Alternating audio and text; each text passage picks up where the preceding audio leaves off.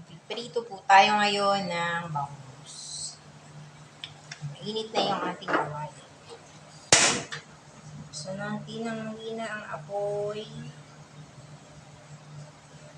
Tayo po ay magpipirito ng ating boneless bangus. Ayan. Konti lang mantika. Kasi malapad naman ito. Dagdagan pa natin.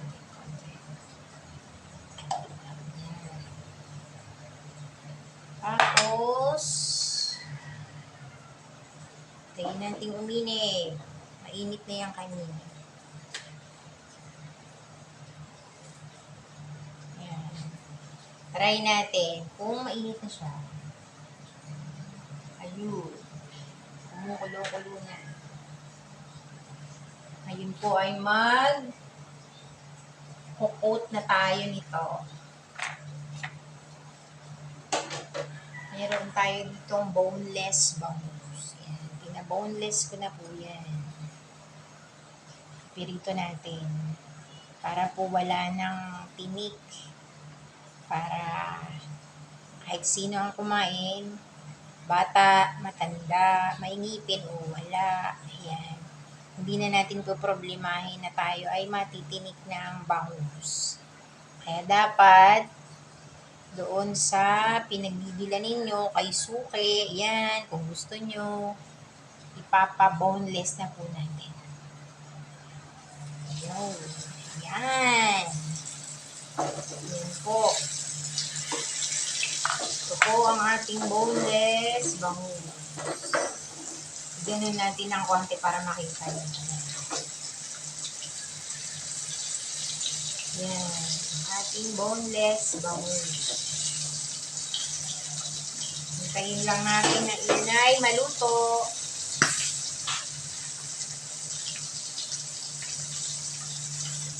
Pagka po nagbe-breadings tayo, yung isang kamay natin, iwanan natin malinis. Tapos, isa lang yung ginagamit natin.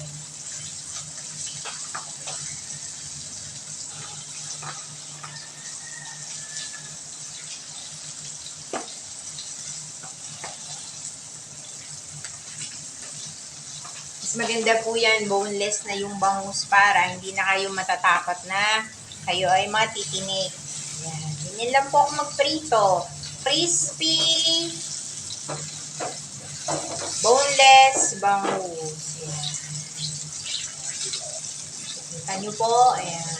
Crispy yan maya-maya.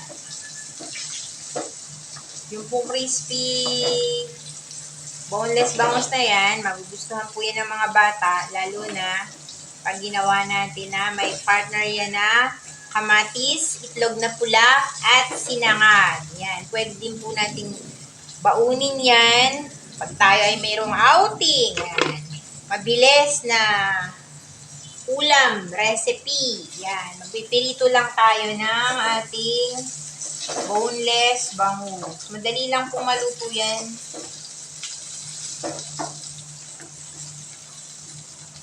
Madali lang maluto yan.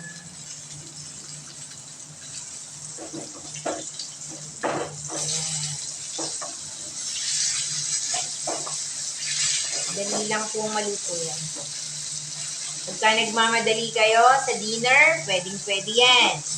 Kung gusto nyo naman, yung ibabad nyo muna sa suka, bawang, at paminta. Ayun, bago nyo ipirito. Ayan.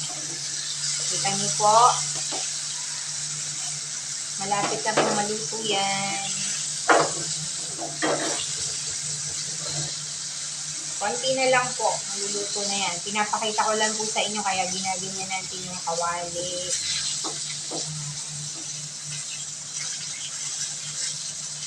Yan. Maluluto na po yan. Sundali na lang. Tapos, ito naman po ang ating sinaing. Sabay-sabay na sila. Ayan. Sinaing po natin yan. Luto na po tayo.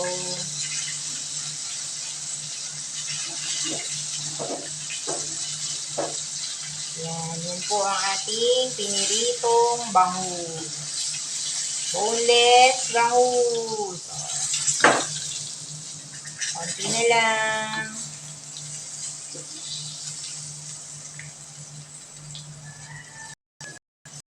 Yan po ang ating boneless bangus. Pinapakita ko lang po sa inyo. Hayaan po natin siya.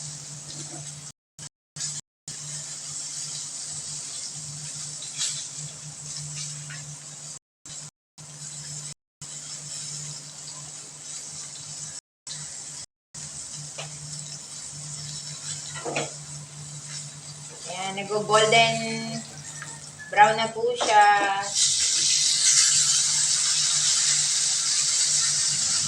Ayan, nag-golden brown na po yung itong ating kalan. Patayin na natin yung isa para doon po sa kanin. Luto na siya. Ito na lang po ang ating hinahantay.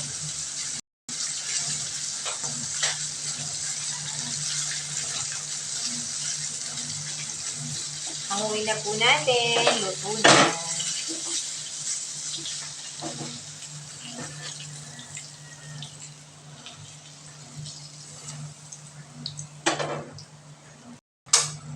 Ito na po ang ating crispy boneless bangus. Crispy boneless fried bangus.